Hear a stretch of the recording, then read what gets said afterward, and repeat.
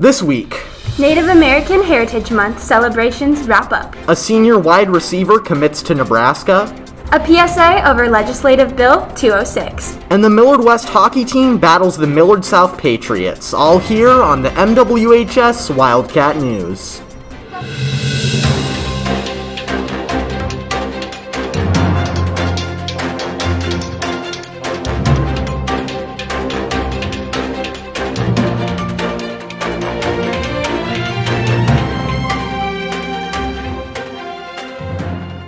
I'm Edison Geiler. And I'm Jenna Reynolds. Today we begin with Justice and Diversity League wrapping up their Native American Heritage Month activities.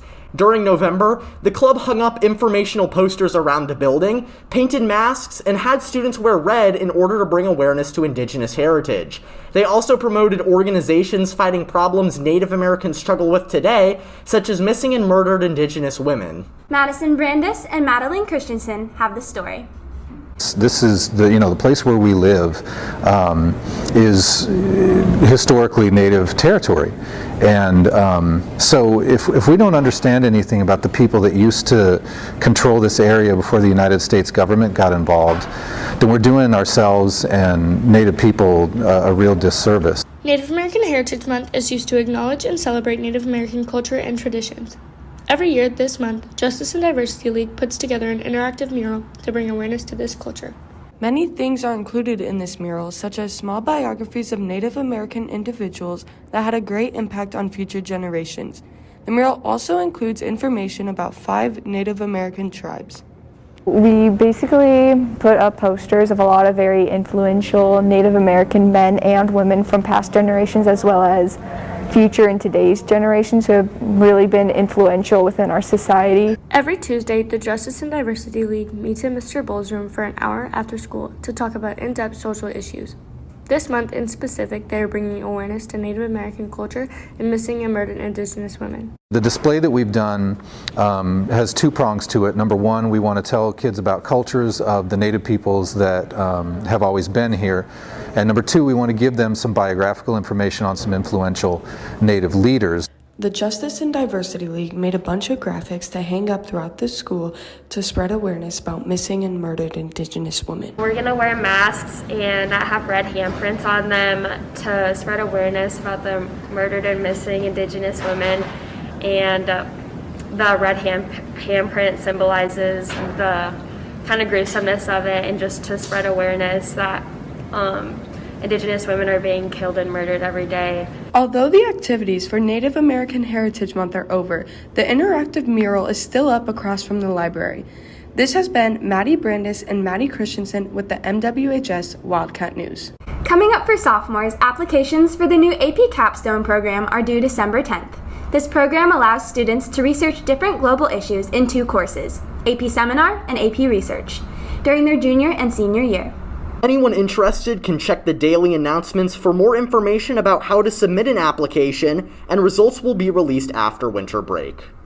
Switching over to one of our athletes, senior Evan Meyersick, a standout wide receiver for the football team and the basketball team's center and power forward, committed to the University of Nebraska-Lincoln before Thanksgiving break as a walk-on for their football team. Miguel Paredes Reyes and Maddie Christensen talked with him about his decision to play on the gridiron as a Cornhusker. On November 5th, senior Evan Meyersick committed to the University of Nebraska at Lincoln as a walk-on to play football. I think that Nebraska, academically, really fit what I wanted to do, because I wanted to go into engineering somewhere in there, and they really have a good engineering school.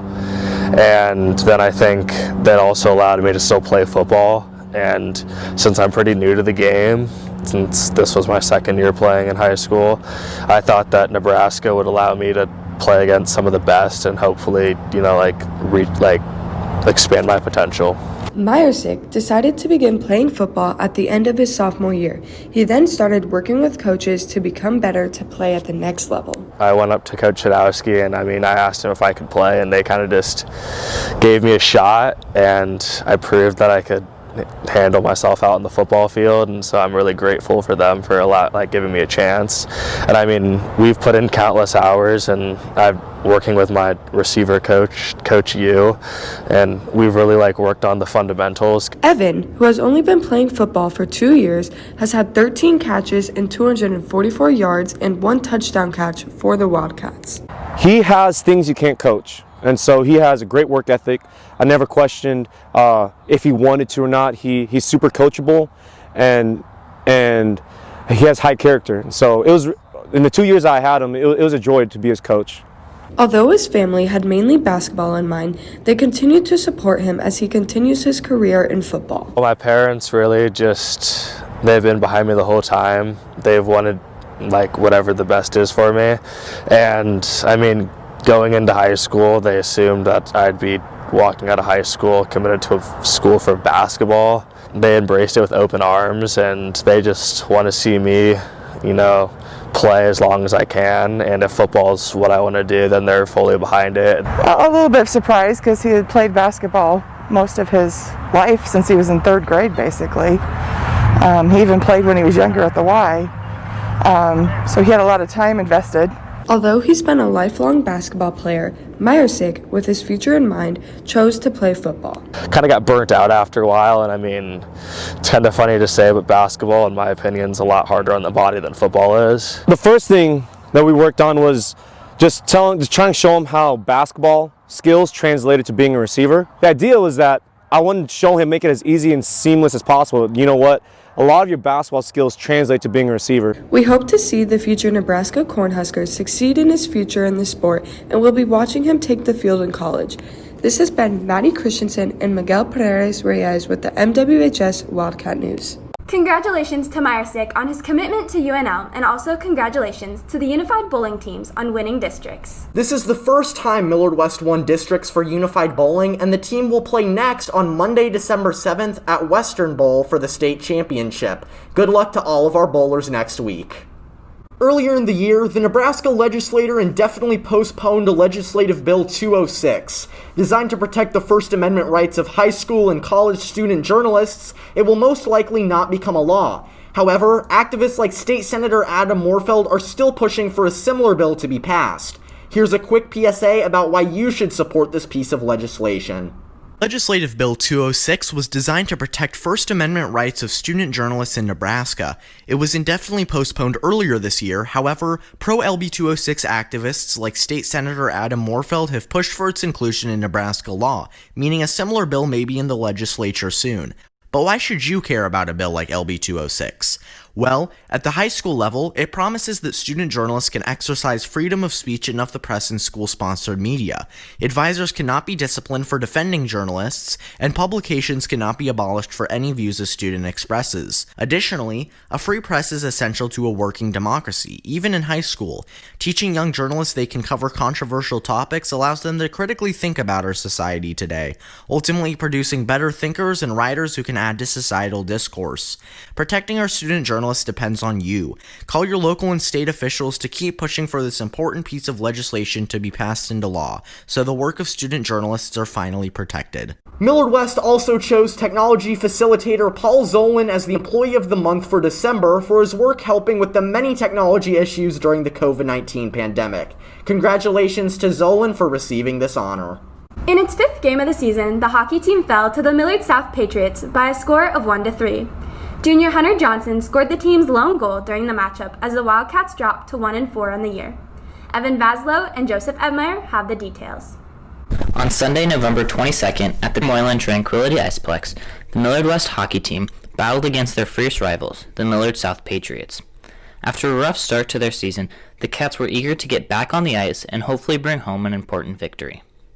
We've been struggling, so we're kind of hoping to win. The game was a heated, physical battle with tensions riding high in such a big rivalry game. 3 minutes into the first period, the Patriots scored a breakaway goal, giving them a 1-0 lead. The score stayed in favor of Millard South throughout the rest of the first period and into the second. Midway through the second period, a sloppy line change gave the Wildcats a chance to score. They were all going for a change, and I was sitting at the blue line. When junior Kyle Sheldon saw his open teammate, he took advantage of the opportunity. So I was walking around the net, skating around the net, when I saw Hunter yelling my name. So I saw Hunter, so I just kind of ripped it at him. Johnson was able to skate down the ice and score a top-shelf goal, knotting the game at 1 apiece. Midway through the final period, South was able to pull ahead, scoring a goal with some skillful stick handling. And only a few minutes later, they were able to capitalize on a face-off win in their offensive zone, bearing a rebound to put them up by 2. With only a few minutes left, the Wildcats were put in a tough position. Late in the third period, a penalty and pulled goalie gave them a 2-skater advantage, but they failed to capitalize as time expired while they were still down by 2 goals, and the Wildcats dropped to 1-4 on the season. Although this loss was disappointing, the Wildcats are hopeful that in their next game against Millard South, they'll be able to pull off a victory. This has been Evan Vaslow and Joe Ebmeyer for the MWHS Wildcat News. Since the game, the team moved to 2-5 with a win against Creighton Prep last Sunday. The Wildcats square off with the Millard North Mustangs this Sunday at 4 p.m. on the Moylan Iceplex. However, winter sports are imposing tighter restrictions on how many people can attend games. Depending on the sport and how many teams are participating in an event, attendance will vary on how many friends or family members are able to watch their athletes. As another way to view winter sporting events, check into Millard West live streams on the Strive channel. John Willis and others will provide coverage so you do not miss your favorite games. Visit the channel at the link below. That's all for this week. Make sure to follow us on our social media, visit our website, and check out our previous broadcasts. With the MWHS Wildcat News, this has been Jenna Reynolds and Edison Geiler. We'll see you next week.